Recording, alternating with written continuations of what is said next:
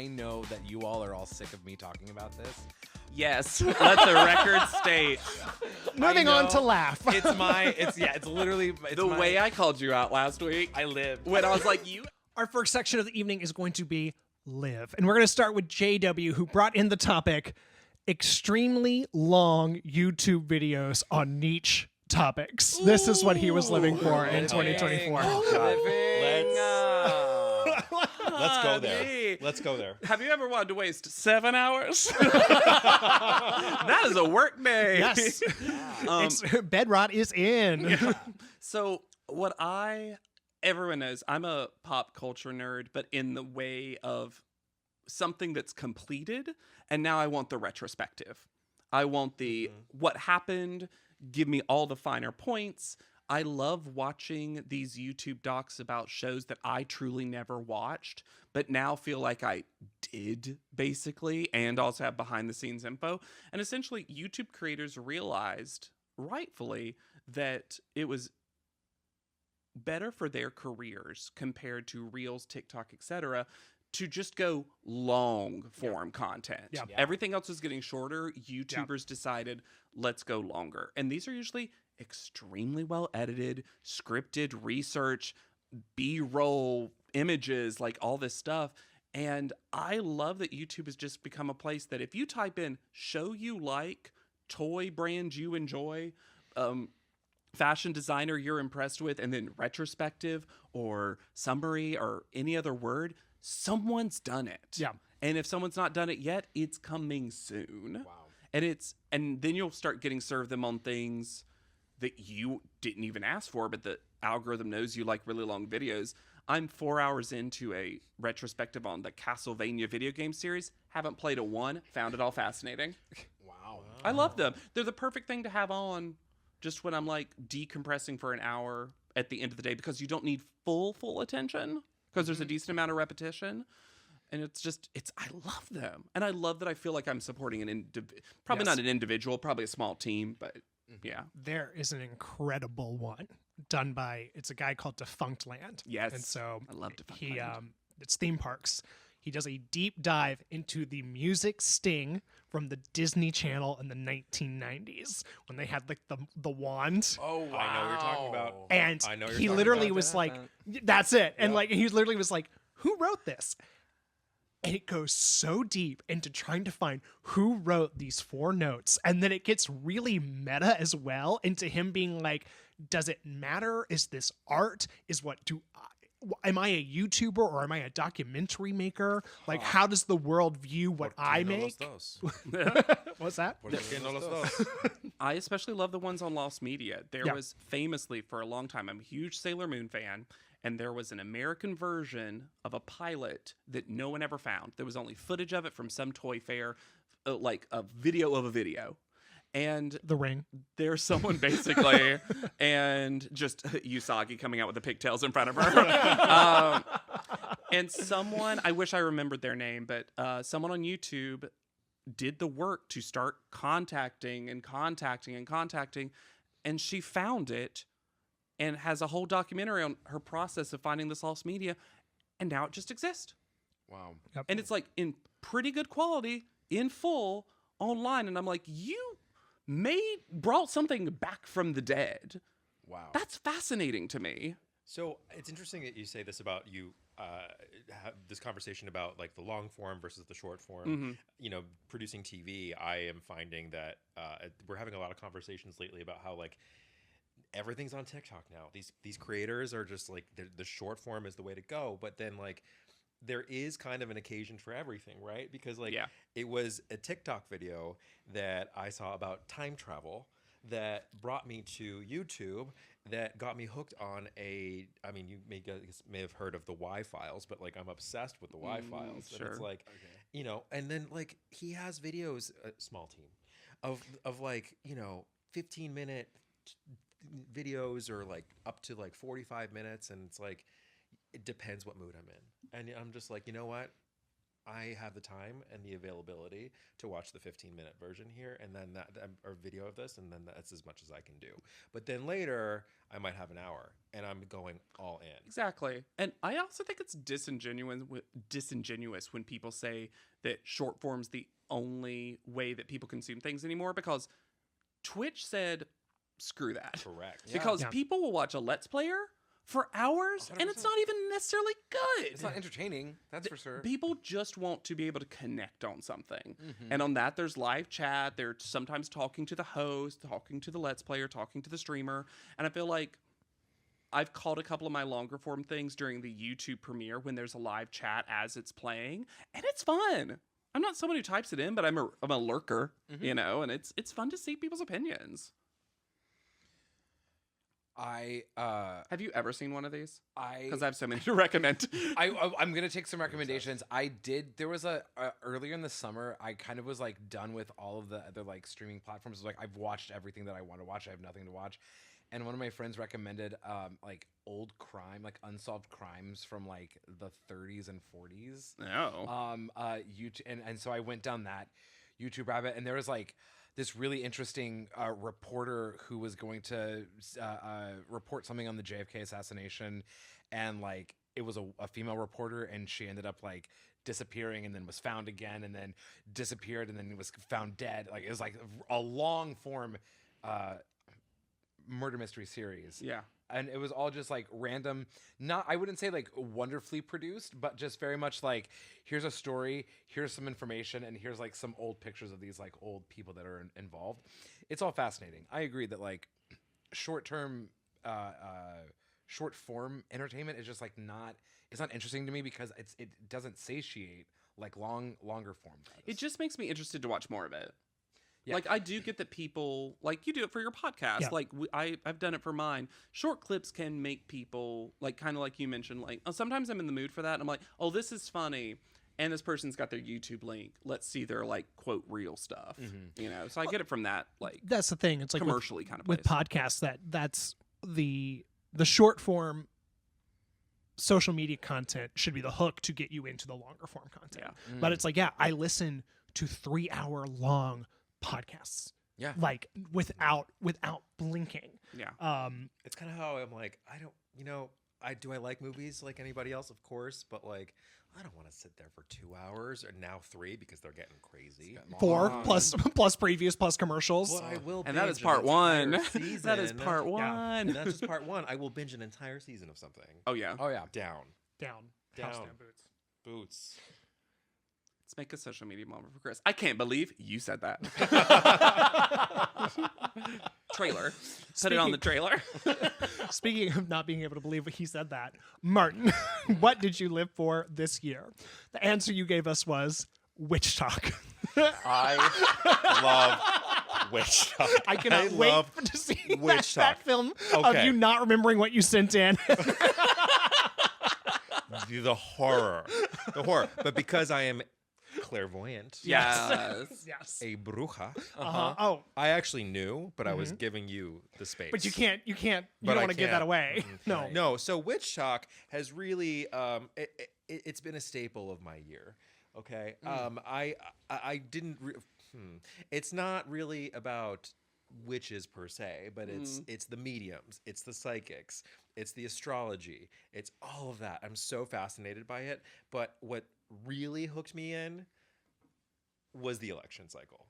And this goes as far back as to early in the year, where they certain ones predicted everything that happened this year. Truly wild, like the assassination attempt, the Biden stepping down, Kamala running, like all these things were predicted by Witchtok. I also predicted Biden stepping down. Honestly, everybody did. Iconically. Yeah. Wait, in Witchtok, is there a typical medium that they're using? Is this tarot? Is this... It's all of it. Okay. It is literally all of it. Do you have a favorite, though? I do. Astrologer Lori. And, Hashtag not sponsored. And Unless. psychic medium Matilda. Psychic medium Matilda. Although, almost all of these people said that Trump would not win. Well, Okay, can I tell you, this Well. is something that I think about often because we talked about this in, was it like June or July, when you just had gone back from a session and you were like, I don't know what this is actually going to, but there was this clairvoyant said that there was going to be a lot of violence, that there was going to be an assassination, that Biden was going to step down, and that Kamala was going to win. And so the entire, like, every day after that, I told myself, I was like, okay, well then when's this going to happen? When's this going to happen? And then the Trump assassination happened. And then Biden stepped down and Kamala started, and I was like, oh my God, is this real? Is this real? And then when that didn't come to full fruition, I just kind of was like, well, where do you go now? Like, do you believe, or like, yeah, that's the first question. Like, do you believe that is true, or like eliminates their credibility? At this point, right? Because it though, eliminates right? credibility, or does it to you? What do you think? They keep moving the goalposts. I was gonna say the goalpost keeps moving, doesn't yeah, it? just Yeah. moving the goalposts. Oh, so Kamala's Things going to win are in the eventually. works. yeah. Yeah. Things So are in the he works. might have won, but did he capital W win? Like, Yes. yeah, he did. This, let me tell you that this was Popular and college. Yeah. This But was, did he? this was super convenient for my bargaining stage of this whole process. 100%. Yeah. Because let me tell you, I'm just like, no, guys.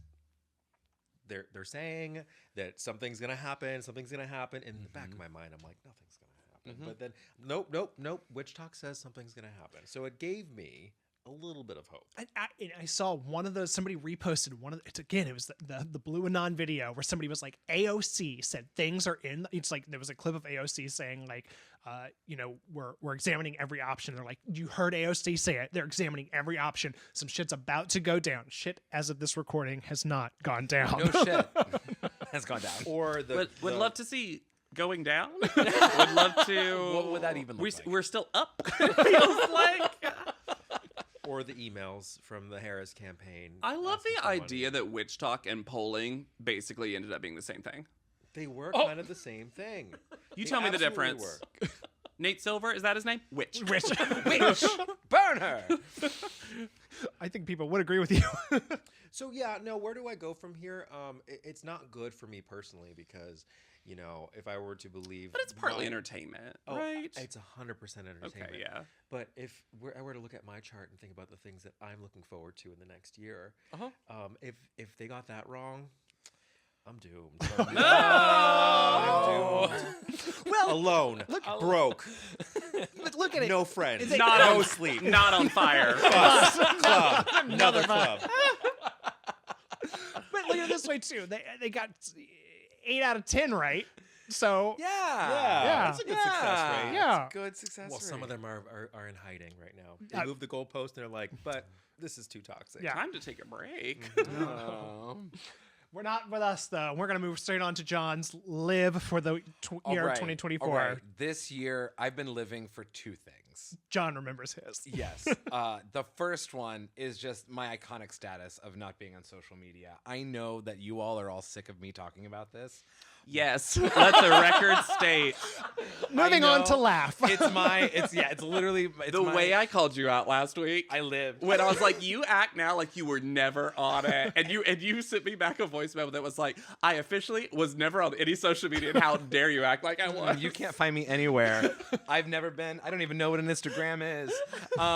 I will say for a lot of the craziness that has happened this year, obviously election, but there's been a lot of other stuff outside of that has just been like, for me personally, the way that I use social media up until being hijacked and kicked off was very much like, how do I think? Like, am I thinking the same way that all of my peers that are posting are also thinking? And that kind of like really led me down a path of like not having my own individual ideas, very much like it's trying to find just like the bravest opinion that's out there and latching onto that, as opposed to like not being told what to feel about certain events by Blue Anon. Honestly, it's like a lot. Yeah. It was a lot of it. The second thing though that I like was really really living for this year, and is kind of an offshoot of that, is finding a gay therapist. Going to a therapy with a gay therapist is like something that is so important to me this year. And it's not funny, not very sexy, but it is like super important. It's a little funny. Yeah, a it's little funny. sexy. I was going to say, right, according, I'll take it, according I'll to take it, every online dating profile, if you're not in therapy, you should go kill yourself. Let me ask you a question. What do you think the biggest difference is between having a queer therapist versus not one? So I think mostly there's just like a level of judgment that isn't there. When I before having On the therapist side. on the therapist, yeah. Because gays are usually very known for not being judgmental. Okay, yes. But when you're being paid not to be. Right. That therapist is just sitting there being like, this slut. Button it up. No, I because before having this gay therapist, I had another therapist that was a woman, which I thought that I wanted at the time because I was very much like, I'm done having a gay therapist. I need somebody who's just outside of my perspective entirely. And I mentioned to this therapist that I was like really struggling because I saw an ex of mine at a sex party, and my therapist was very much like, sex party, like what? Rah, rah, and kind of like lost it on that a little bit. And with this current therapist, like he was very much like, if you see me at a sex party, like you can say hi, but like let's not get too close about it. And it was very much just like there's no me at a sex party. Yeah. That same rule for me, Foster, same rule please. applies. Same rule applies. But that there's not like that level of judgment of like, oh, that's a lifestyle that I don't live or prescribe to. And also there is just a lot of experiences that gay people have that is just very different from our heterosexual friends. We get to choose our families. We get to choose our families is one big one for sure. But remember, into club. We We all fam. we all fam in the club. Not his therapist, didn't it? Oh wait, I feel John like doesn't. you missed John, that. wait, Okay, John's not on Instagram, so he doesn't know that's that. So we're saying into club. We're all fam now from Broad City. Yeah. Oh, That's back. It's back. Oh, I'm glad that those girls have returned. That one clip is at least. Yeah. I love that. Gen Z's gonna watch the rest of that show and be like, "Oh no, I think it holds up. have I been problematic all along?" All along. I'm sure it holds up. For the most part, I'm sure. Oh, Like yeah. anything else. It's good comedy. It's good comedy. Anyways, that's my living. Find a gay therapist. Find a gay therapist. All of you. That kind of seem related to your two things. Yeah, that's why I put them together like that. Yeah. I just couldn't separate. And I didn't write him back saying you can only pick one. Only one. I have 10 for the next 2, so get ready. I wish we only just did the therapist one. Tell me more. Why do you feel that way? Because you're bugging me. And how does that make We you feel? know you're not online because you got hacked. It is Someone called hard- you an F slur. Yes, yes, in Russian. And Haha. and it's hard. I will say that it is really hard to talk about not being on social media without coming across as I'm better than everybody else who is on social But media. in a way, it's you are. absolutely Okay, guys, very okay. clear about those. Sanctimony. Yes. Yeah. But I'll you know take what? it. You probably are a little better than me. I So mean, that's honestly. okay. Just my original Okay. ideas. You up do here, go to know. queer therapy, so. Thank you for recognizing. You should go to the idea of going to queer therapy is very funny to me. Nothing conversion. No. Mm-mm, mm-mm.